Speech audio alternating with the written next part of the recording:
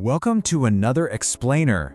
Right off the bat, I need to warn you, we are stepping into the deep, dark, and genuinely unsettling shadows of Japanese folklore today. Seriously, you might actually want to leave the lights on for this one. We are going to put one of Japan's most colossal, bone-chilling, and frankly terrifying spirits directly onto the autopsy table. We're going to completely dissect the myth, uncover the history, and map out the horrifying anatomy of the Gashadokuro, the starving skeleton.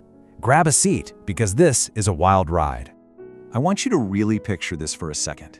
Put yourself there. You are walking completely alone through a dense, rural Japanese forest. The moon is out, casting these long, creepy shadows, and the night is dead silent. I mean, absolute pin-drop silence. But then, you hear it. Just a faint, ominous rattling sound approaching from the darkness behind the trees. At first, you think maybe it's just dry branches snapping in the wind, but no, it's heavier than that, and it's growing louder. It's echoing.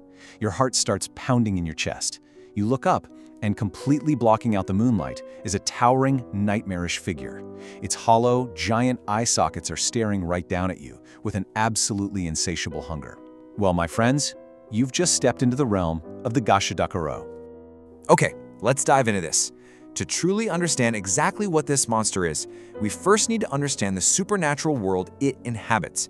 You see, Japanese folklore is absolutely packed to the brim with bizarre, supernatural creatures, broadly known as yokai. But within that massive category, there's a specific, much darker subgroup called the Yurei. The word itself translates roughly to faint spirit. Basically, they are the Japanese equivalent of ghosts. But here is the kicker. Unlike your standard, maybe mildly annoying haunted house ghost, Yurei are usually born out of profound, devastating tragedy. We're talking war, deep societal neglect, and unimaginable suffering. And among all the Yurei that haunt the darkest corners of Japan's history, the Gashadokuro absolutely takes the crown as the most terrifying of them all. So let's look at the gruesome mechanics of this creature, because this is definitely not your average Halloween skeleton. According to the lore, the Gashadokuro has some incredibly specific and terrifying rules. First off, it is completely invisible by daylight. It only manifests and wanders the countryside after midnight, specifically hunting for lonely travelers who happen to be in the wrong place at the wrong time. And what exactly does it do when it catches you? Well, it doesn't just try to scare you. It reaches down, grabs you in its massive bony hands, crushes you, literally bites off your head, and drinks the blood that gushes from your neck. Yeah, it is brutal. And to make matters worse, it is entirely indestructible by normal physical weapons. The only known defense? Very specific, powerful Shinto charms to ward it off.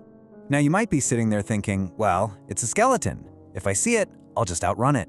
Yeah, think again. The Gashadokuro is said to be 15 times taller than an average human being. We are talking about an entity that reaches anywhere from 10 to 15 meters high.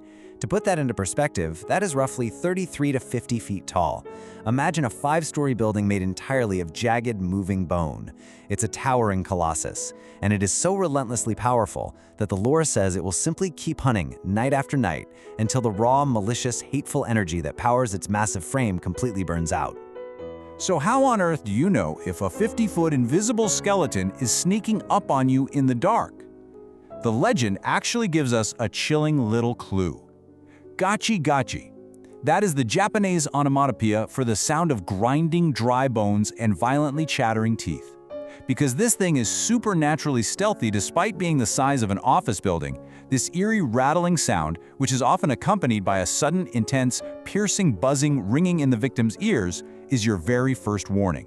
And unfortunately, it's usually your last warning before the monster strikes.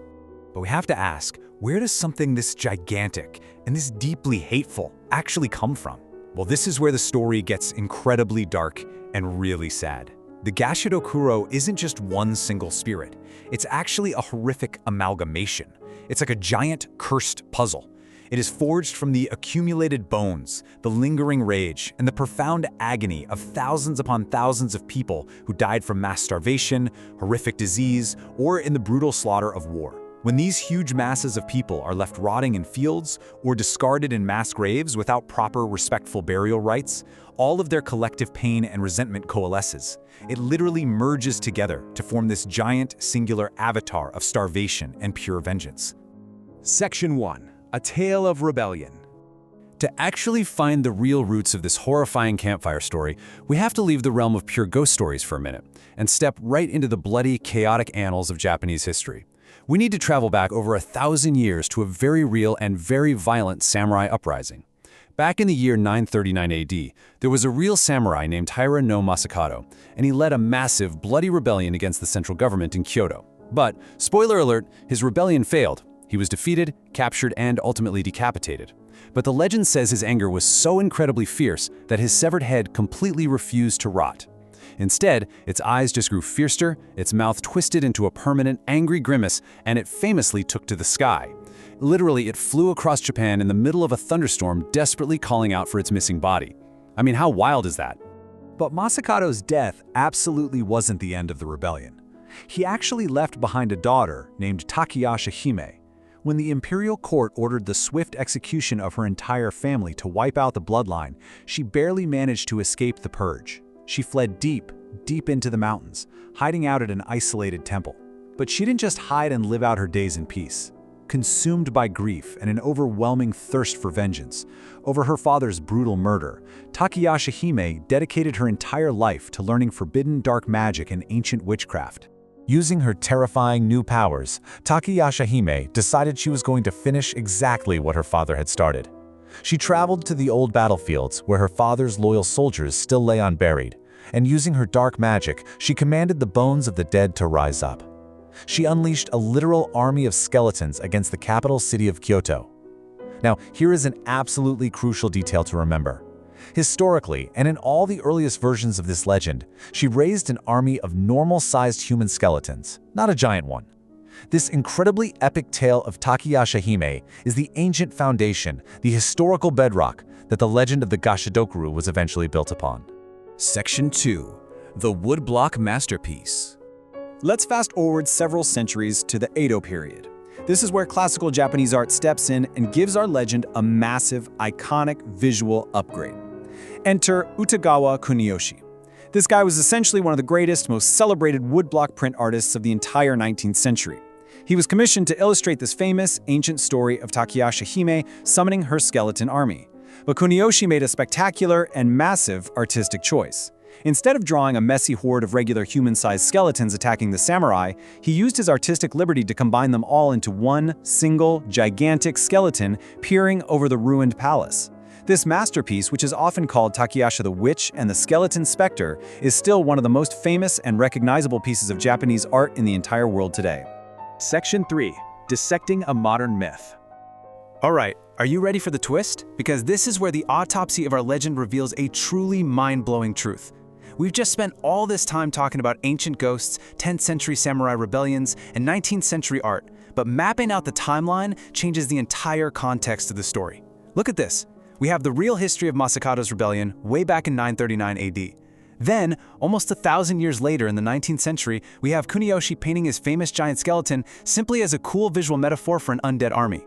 But listen to this, it wasn't called a Gashadokuro back then, it was literally just a giant skeleton in a painting. The monster we know today, the specific 50-foot-tall, blood-drinking, midnight-hunting entity with all those terrifying rules, that monster wasn't actually born until the late 1960s, right in the middle of Japan's massive pop culture yokai boom. Yes, you heard that right. The Gashadokuro, as we know it, is basically a modern invention. In the late 1960s, writers for shonen manga magazines and the authors of these really popular children's yokai encyclopedias, guys like Shigeki Yamauchi and later the legendary Shigeru Mizuki, they were desperately looking for new, scary content to publish. They saw Kuniyoshi's incredibly badass 19th century woodblock print of the giant skeleton, and they essentially reverse-engineered a brand new monster just to fit the picture. They completely invented the specific lore. They were the ones who gave it the cool name Gashadokuro based on the rattling sound. They established its 15 times normal height. They added the gruesome details about biting off heads and drinking blood. All of it was crafted specifically for 1960s pop culture. So, the absolutely crucial point here is this stark, fascinating contrast. On one side of the table, we have the terrifying myth we built up earlier, a millennia-old, towering specter born from the unburied dead of ancient famines and brutal wars. On the other side, we have the historical reality lying exposed on our autopsy table. The Gashadokuro is essentially a 1960s pop culture mashup. It's a totally modern monster inspired by a 19th century artist's highly creative interpretation of a very real 10th century political rebellion. It's basically the most epic, fascinating game of historical telephone ever played. But uncovering this origin raises a huge, really profound question. If this monster was literally just cooked up by some magazine writers for children's encyclopedias a few decades ago to sell copies, why does it feel so deeply, authentically ancient? Why did the Gashadokuro instantly embed itself so perfectly into the Japanese cultural consciousness, to the point where people today just automatically assume it's a folktale from antiquity? Well, it's because those writers in the 1960s were incredibly smart about it. They tapped into something deeply primal. The Gashadokuro works so perfectly as a myth because it hits the nail right on the head regarding some very real, very ancient cultural anxieties. In Japanese culture, honoring the dead with proper burial rites is absolutely paramount to preventing those spirits from becoming malicious. So the Gashadokuro acts as the ultimate terrifying symbol of societal failure and neglect. It visually represents the lingering, collective trauma of real historical wars, devastating plagues, and famines, where the social order broke down so completely that the dead were literally left out to rot. So even if the monster's specific name and stats were invented in 1968, the deep-seated fear of the neglected, starving dead, well, that fear is as old as human civilization itself.